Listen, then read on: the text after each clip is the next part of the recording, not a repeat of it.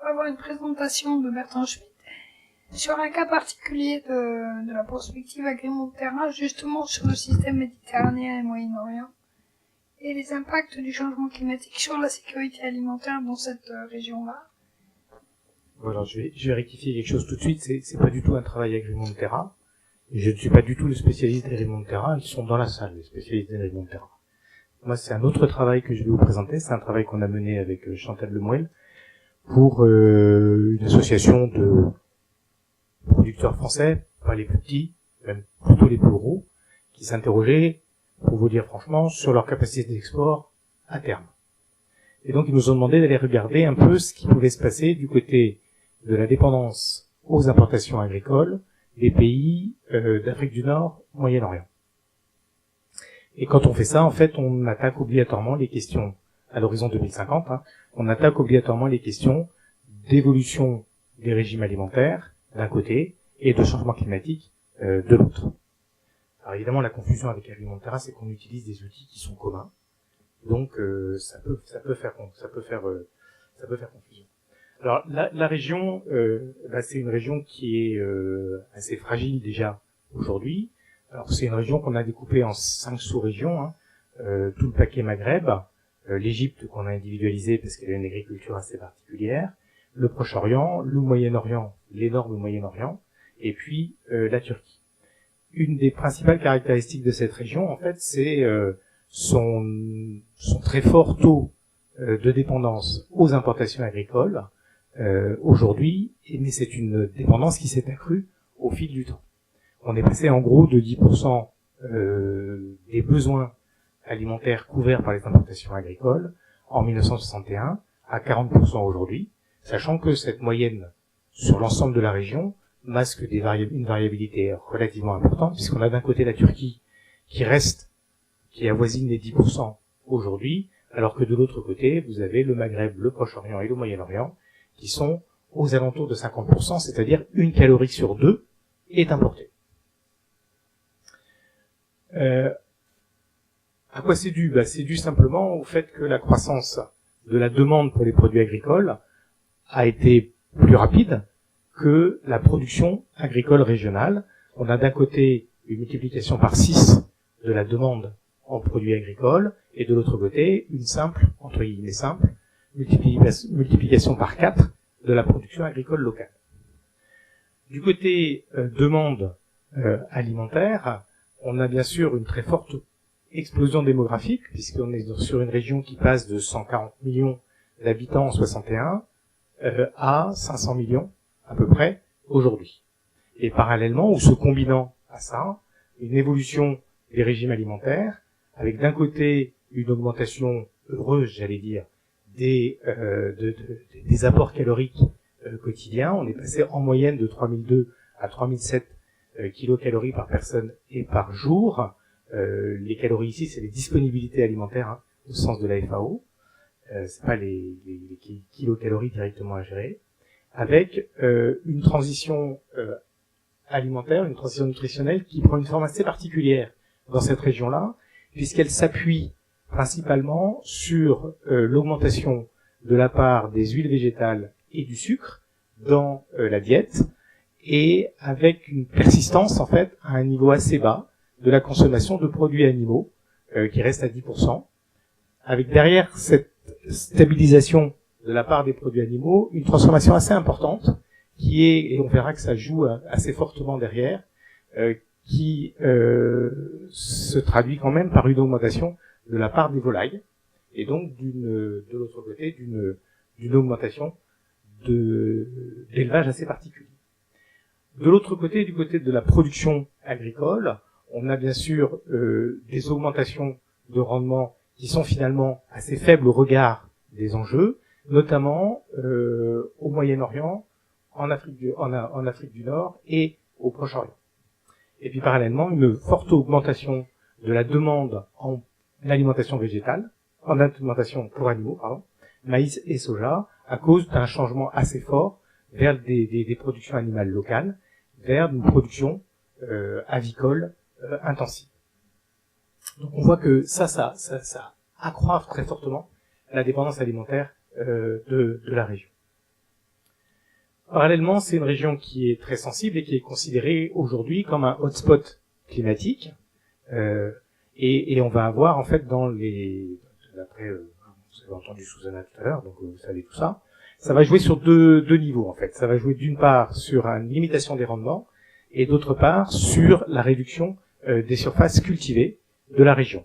Sur la limitation des rendements, quand on fait un peu la biblio, on s'aperçoit que nous, on a tablé, selon les espèces, entre moins 10 et moins 20% de rendement, d'évolution de rendement. Alors, c'est pas négatif par rapport à aujourd'hui, on va l'utiliser une fois qu'on aura fait la tendance, on enlèvera ces 10 à 20%.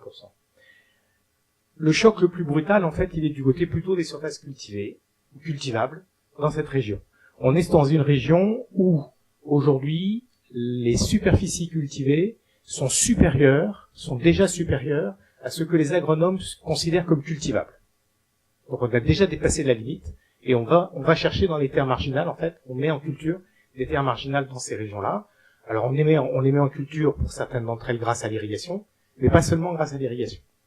Et ce qui risque de se passer, à l'horizon 2050, dans la situation d'un changement climatique le plus drastique possible, c'est une assez forte diminution des superficies cultivables qui vont toucher le Maghreb, qui peut perdre 50% de ses surfaces cultivables, et le Proche-Orient, qui peut en perdre à peu près le quart.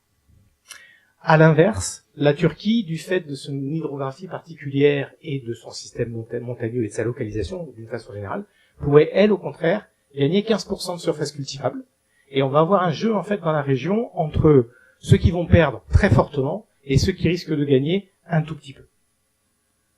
D'où la question, ou les deux questions qu'on s'est posées, c'est d'une part, comment va évoluer d'ici 2050 cette dépendance aux importations agricoles et alimentaires de la région, et quel est l'effet potentiel de l'accroissement des impacts du changement climatique en prenant une hypothèse assez lourde, celle du 8.5. On a, pour ce faire, utilisé une approche par simulation assez simple sur un modèle finalement très simple, un modèle d'équilibre de biomasse, emploi-ressources, un modèle qu'on a appelé Globagri avec en y rajoutant Pluriagri dans le cadre de cette opération-là. Alors le modèle, il est quoi? Il est tout simple, hein, on fait des balances équilibrées, on ajuste en fait les balances produit par produit agricole par produit agricole, et on est dans un modèle sans prix. Pour un économiste, ça fait bizarre de vous le dire, et de le faire, c'est encore pire. Voilà. Donc vous verrez qu'à la conclusion, je dis quand même, il faut mettre des prix dans tout ce bordel, quoi. Donc voilà, on utilise les données de la FAO, on les modifie un peu. Sur l'ensemble du monde, puisque c'est un modèle mondial, on a 17 régions, et dans ces 17 régions, on a bien nos 5 sous-régions de la région Afrique du Nord, Moyen-Orient, et on distingue à l'intérieur de l'agriculture 36 produits agricoles.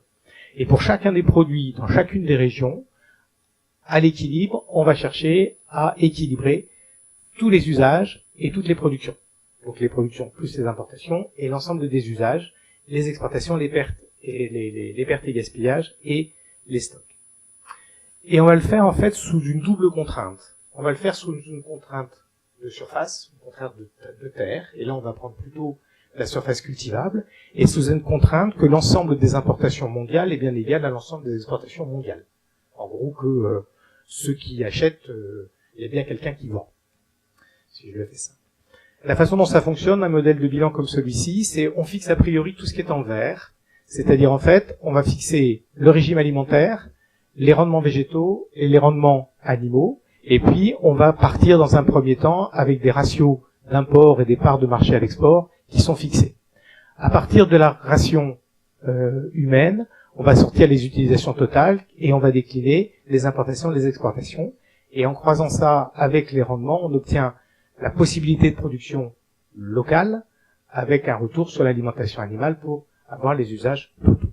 Et on traduit toute cette production végétale en surface à cultiver pour répondre à cette demande. Sauf qu'on peut buter sur cette surface maximum. Et si on bute sur cette surface maximum, alors on a un effet retour qui vient percuter sur les importations et les exportations. Donc on va modifier en fait simplement les échanges, on va ajuster la balance en jouant sur les échanges internationaux en fonction de la limitation de la possibilité de production régionale. Je sais pas jusqu'où j'appuie. Et dans le cas qui nous intéresse, alors dans l'étude elle-même, on a fait plusieurs scénarios. Ici, je vais en retenir 4. Et il faut avoir en tête que les scénarios, ils sont définis sur une croissance démographique, ils sont définis sur des régimes alimentaires, ils prennent en compte des niveaux de rendement végétaux, des efficiences animales, et ils fixent a priori des surfaces cultivables. On va avoir 4 scénarios. Les 2 premiers scénarios, ce sont des prolongements de tendances. Prolongement des tendances actuelles. On va voir un peu comment ça se bricole. Avec 2 options différentes. Soit on va se mettre dans une situation où on va suivre le trend d'aujourd'hui et on va considérer que on est sur une hypothèse de changement climatique très très modérée à 2,6 et ce sera notre première référence. On considérera qu'il n'y a pas d'accentuation du changement climatique. Et puis une deuxième hypothèse où on aggravera la situation de changement, enfin, des impacts du changement climatique, où on prendra une hypothèse 8,5 et on se sera notre référence 2 et avec ça en fait on essaiera de voir quels sont les effets du changement climatique. Et puis après, on se dit, qu'est-ce qui peut aggraver ou qu'est-ce qui peut alléger la situation, parce qu'on se doute bien que dans le prolongement de tendance, on risque d'aggraver assez fortement la situation. Et donc, on a pris 2 options. Là, on est sur un trend de d'évolution des régimes alimentaires dans le prolongement de tendance. Et si ça s'aggravait, les populations sont jeunes, et donc elles peuvent très bien accélérer et aller vers une occidentalisation plus forte des régimes. Et à l'inverse, on pourrait rêver d'un retour, entre guillemets retour, à une diète ou à un régime méditerranéen. Voilà les 4 scénarios sur lesquels on va travailler maintenant. Sur la première hypothèse des évolutions de régime alimentaire, donc dans le cas des références 1 et 2, ce seront exactement les mêmes régimes. On a prolongé les tendances, alors en bornant les choses pour éviter quand même que si on suit les tendances de façon un peu trop basique, on peut faire exploser les régimes. Donc on a borné à 3700 kcal par personne et par jour à l'horizon 2050 toutes les zones qui arriveraient vers ce niveau. Ça fait en fait 4 des 5 sous-régions. Reste juste le Moyen-Orient qui a un énorme retard en fait aujourd'hui en termes de, pour diverses raisons que vous avez immédiatement en tête, a un retard économique très fort et un retard nutritionnel assez fort également, en tout cas qui a pris un choc, et se retrouverait en fait en dessous de ce seuil de 3700 kcal par personne et par jour que l'on retrouvera sur l'ensemble des autres régions. De l'autre côté, sur la composition du régime, donc si on suit la tendance, on va se retrouver avec un régime, donc on va borner l'évolution de la part des produits animaux. Elle n'a pas bougé depuis 50 ans, donc on va se dire elle ne va pas bouger, elle va rester à 20%. Et par contre, ce qui va se passer, c'est le jeu sur les huiles et le sucre qui vont prendre de plus en plus de poids et réduire le poids des céréales à 50% au lieu de 65% aujourd'hui. Voilà en gros ce qui va se passer du côté des régimes dans nos hypothèses. Alors quels sont donc cette fois-ci maintenant on va regarder ce qui se passe sur les surfaces nécessaires pour répondre à la demande. Donc là vous avez les surfaces d'aujourd'hui telles qu'elles sont utilisées dans les différentes zones de la région. Et puis on va faire un premier choc, c'est le choc de population. On va simplement accroître la population à régime alimentaire identique. Et puis dans un deuxième temps, on mixera l'évolution de la population avec l'évolution des régimes tels que je viens de vous les décrire. Si on fait évoluer la population, bien entendu, on a vu que c'était une population qui s'accroît déjà énormément, on fait évoluer de façon considérable la demande alimentaire simplement sous le choc démographique, et puis on l'aggrave par l'effet par l'effet des régimes. Donc ça, c'est les besoins en surface nécessaires pour répondre à la demande. Ce qui est important de constater, c'est que le choc démographique joue un rôle énorme dans cette région, et dans un certain nombre de cas, plus important que l'évolution des régimes tels qu'on les a configurés. Il n'y a qu'un seul cas, en fait, où c'est le cumul des deux qui est vraiment très important, c'est dans le cas du Moyen-Orient, où la démographie plus l'évolution des régimes alimentaires multiplie par 3, en fait, le besoin en surface. Pour les autres, c'est d'abord la démographie, et puis ensuite, un petit peu beaucoup quand même, un choc supplémentaire assez fort du côté de l'évolution des régimes. Je vous ai dit tout à l'heure qu'on était sur une région où les surfaces cultivées aujourd'hui étaient déjà supérieures aux surfaces cultivables vues par les agronomes. Donc, on est largement au-dessus des surfaces disponibles, sauf que entre les deux, on a quand même l'effet des rendements, et on a fait quand même des hypothèses sur des évolutions positives des rendements dans cette zone, simplement également en prolongeant les tendances. Et donc maintenant, je vais combiner tout ça, toujours pour aller regarder les surfaces nécessaires et les surfaces cultivées, in fine. Donc les surfaces cultivables, elles sont en noir pour la partie sans changement climatique, et en rouge quand on va faire intervenir le changement climatique. Dans la première hypothèse, eh bien vous voyez que Moyen-Orient, Proche-Orient, Égypte se retrouvent au-dessus en termes de surface. Leurs besoins en surface sont supérieurs aux surfaces disponibles, une fois qu'on a rajouté les rendements, l'évolution des rendements et des efficiences animales, sur les évolutions de population et les évolutions de régime alimentaire. Donc dans ces régions-là, on va avoir une forte contrainte de surface, et donc on va automatiquement augmenter les niveaux d'importation.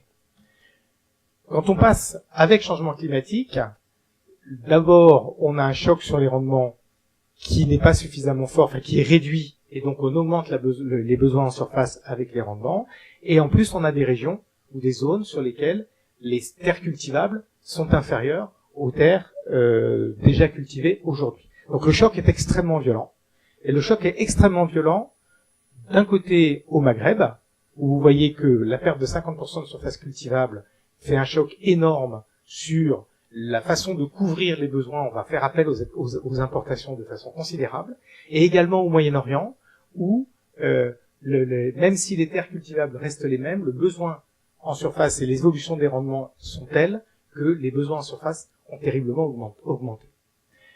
Il y a une exception très très forte, c'est la Turquie. Je vous l'ai dit tout à l'heure, la Turquie, elle était en situation de changement climatique, elle était capable d'avoir 15% de superficie en plus.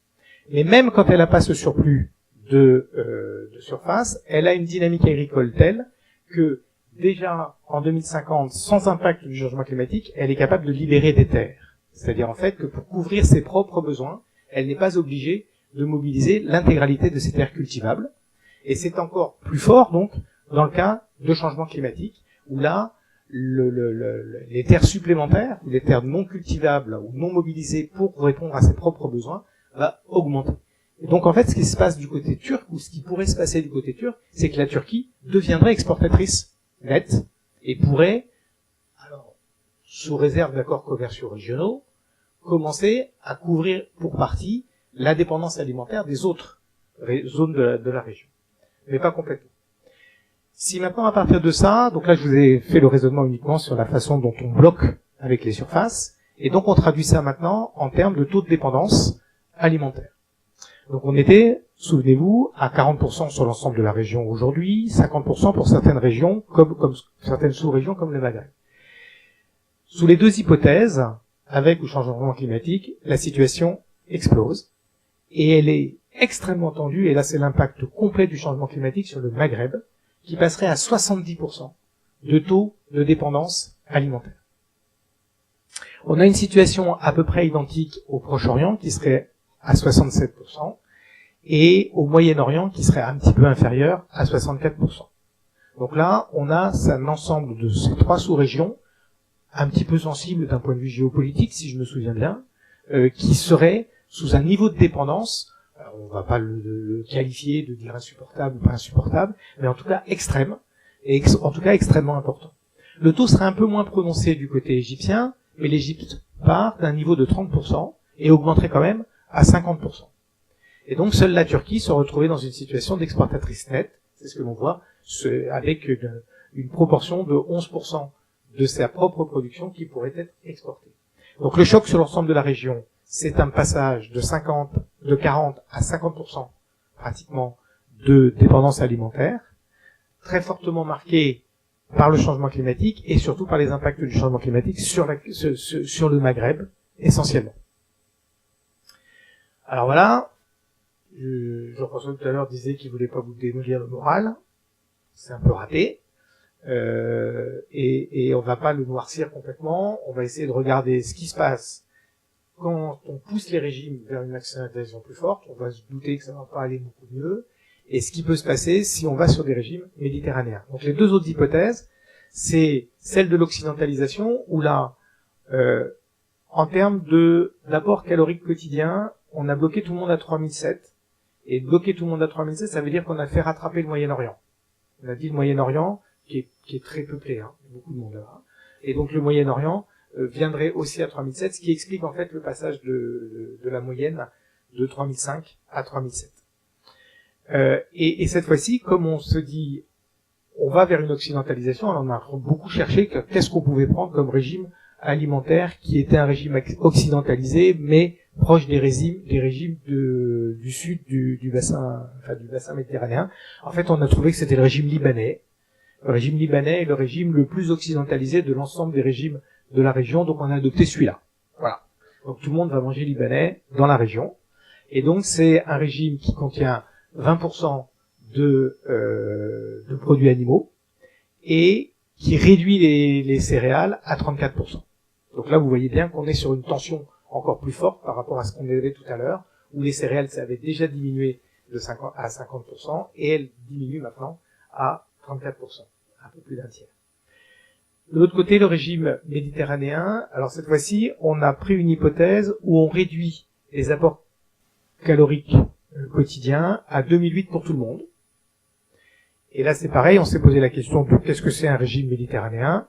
Alors, on a été assez bête. On s'est dit, le régime méditerranéen, c'est le régime traditionnel. Donc, on a pris la structure de consommation de 1961 à 63. Là, on était sûr que c'était traditionnel. Et on a appliqué ça sur l'ensemble de la région. Ça nous donne pas des résultats mirifiques. Hein. D'un côté, quand on occidentalise plus, évidemment, ça fait une pression supplémentaire sur le taux de dépendance, mais il passe pas de 70% à 90%. En fait, ce qui se passe, c'est le modèle qui se met à switcher, en fait, et le modèle, il dit, en fait, tout ce que je produis en production animale intensive, localement, notamment les poulets, eh bien, je vais arrêter de les produire moi-même, je vais les importer pour éviter d'avoir à importer les productions végétales associées. Et donc, c'est une stratégie, entre guillemets, en tout cas, c'est la stratégie du modèle, pour essayer d'éviter d'augmenter trop fortement le taux de dépendance. Il échappe en disant, eh bien, j'ai plutôt intérêt à importer les poulets plutôt que de les produire moi-même pour limiter la pression sur. Donc, du coup, c'est une modification du système de production et du système d'approvisionnement qui se passe plutôt qu'une accentuation du taux de dépendance. De l'autre côté, du côté des régimes méditerranéens, et ben comme on est sur la référence 2, on est sur le moment où justement le modèle switch sur les volailles. Eh bien en fait, la sensibilité du modèle à une réduction forte du taux de dépendance quand on prend ces régimes méditerranéens est assez faible, en tout cas pour le Maghreb, pour le Moyen-Orient et pour le Proche-Orient. Par contre, ça donne une forte sensibilité à l'Égypte, qui se retrouverait, en cas de régime méditerranéen, au même taux de dépendance à ses importations que la situation d'aujourd'hui, et ça permettrait à la Turquie d'augmenter encore son caractère exportateur net, puisqu'il arriverait pratiquement à 27% de l'ensemble de sa production qui pourrait être exportée. Donc du coup, c'est cet ensemble-là. Et il y a bien une diminution du taux de dépendance de l'ensemble de la région, mais elle est en cas de diète méditerranéenne, mais elle est liée au fait que, d'une part, l'Égypte pourrait alléger le poids de ses importations, et d'autre part, que la Turquie pourrait être encore plus exportatrice de l'ensemble de ses produits agricoles.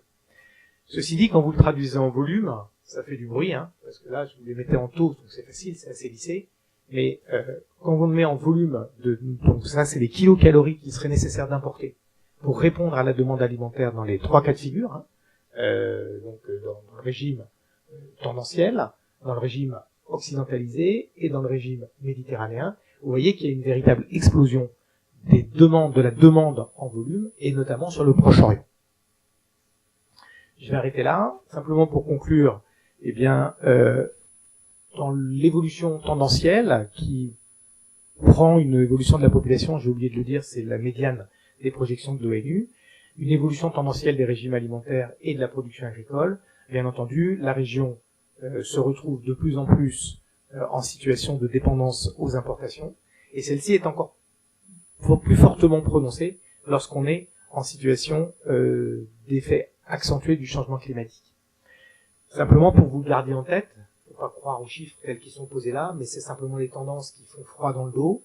Moyen-Orient, Proche-Orient et Maghreb se retrouveraient terriblement affectés avec des taux de dépendance aux importations qui pourraient avoisiner 70% de leurs besoins domestiques. L'Égypte est un peu moins impactée, qui passerait de 30 à 50%, et la Turquie pourrait devenir un exportateur net, avec cette fois-ci la question de l'opportunité qu'il y aurait à développer des accords intra-régionaux d'échange.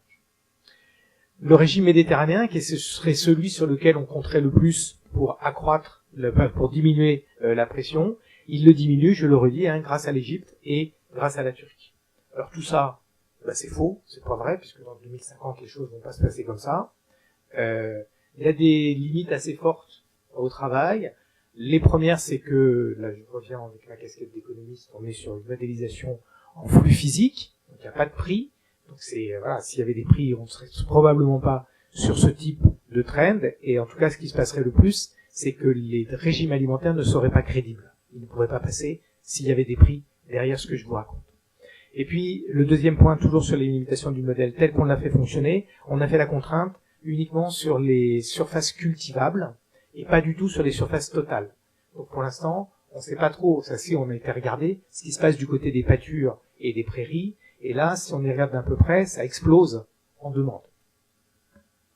Et puis, dans la façon dont on a appliqué nos hypothèses, on a des véritables difficultés dans ce type d'exercice, mais ce sera probablement redit derrière, et c'est un appel aux agronomes et aux techniciens à nous produire des données sur une véritable quantification des évolutions actuelles peut-être, et futures, de rendement et d'efficience animale. Et puis de l'autre côté, il y a quelque chose qu'on n'a pas du tout traité dans l'opération, c'est le devenir des surfaces irriguées et la façon dont elles peuvent être gérées lorsqu'on va se retrouver en situation de raréfaction de l'eau. Vous imaginez bien que c'est une situation, c'est une question clé pour un pays comme l'Égypte, dont 100% de la surface cultivée est irriguée. Merci.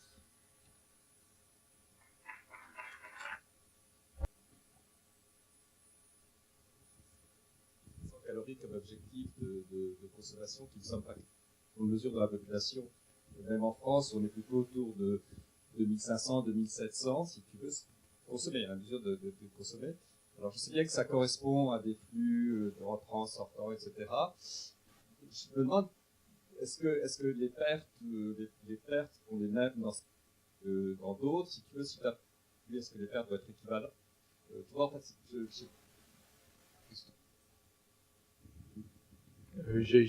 dans le rapport, on a tenté d'évaluer en prenant les données de la FAO sur les pertes, quelle était la part des pertes dans ces 3500, mais c'est énorme dans ces régions-là. On avait été surpris. C'est pour ça que j'ai bien précisé que c'était les disponibilités alimentaires au sens de la FAO. Il y a des pertes assez colossales dans ces régions-là. Alors, du côté dans l'évaluation de la production, mais aussi dans l'évaluation de la consommation. Ça, c'est un débat qu'on a eu en étant entouré d'un groupe d'experts, et pour eux, ça leur paraissait, voilà, c'était pas complètement illogique d'arriver à ça. Il y a un potentiel de gain qui est énorme. Alors, dans les hypothèses dans les scénarios que j'ai pas évoqués ici et qui sont dans le rapport, on a un scénario entre guillemets, on a une hypothèse où on réduit les pertes et gaspillages sur l'ensemble de la chaîne. Et en fait, ça résout pas le problème. Moi, j'avais deux petites questions de compréhension. La première, ça va un petit peu, c'est un peu la suite de la question de Jean. Dans l'hypothèse méditerranéenne, vous descendez à 2008 d'emblée, kilocalories, donc de toute façon, il y a une réduction de 20% qui est directement issue de cette hypothèse, je suppose. Et puis l'autre question, c'est à un moment tu as dit si on mettait les prix, les régimes ne seraient pas crédibles. Ça vaudrait le coup d'expliquer parce que moi on ne peut pas comprendre comme ça, je pense. Si on mettait des prix, on aurait dans une situation dans laquelle on est, avec une tension aussi forte sur les besoins en importation, on aurait obligatoirement des augmentations de prix assez colossales sur le marché, face à des demandes très très fortes. Et donc du coup, si tu as une augmentation de prix très forte, tu auras une baisse de la consommation sur certains produits. Donc c'est en ce sens-là, si tu veux, que les niveaux de kilocalories auxquels on est ne sont pas crédibles. Enfin, je fais l'hypothèse, mais on peut jouer à essayer de les mettre dans un modèle économique, pour voir. Ça me semble qu'un jour on le fera. Il faut un peu de temps pour ça. Et je pense que les collègues le font plus facilement dans leur modèle. Et donc du coup c'est dans ce sens-là, quoi. Alors pourquoi on est passé à 2800 kilocalories? En préparant l'exposé, je me suis posé la question. En fait, je me souviens plus de comment on s'est dit. Et je pense que dans notre groupe d'experts, il y avait Martine Padilla notamment, qui nous a dit, mais un peu comme a dit Jean, mais les 3500, c'est n'importe quoi. Donc il faut aller sur des niveaux à peu près logiques qui seraient plutôt 2008. Et je pense que c'est pour ça qu'on est passé là-dessus. De toute façon, ça résout pas le problème. Il y a un effet population qui est majeur, qui est très lourd. Hein. Il y a un effet population qui est très lourd, et en plus il y a ce que j'expliquais tout à l'heure sur la façon dont réagit le système, qui est de switcher sur j'importe les produits animaux pour essayer de réduire en fait.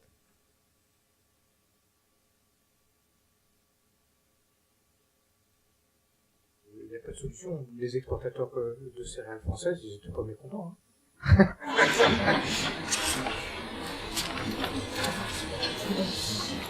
Merci beaucoup.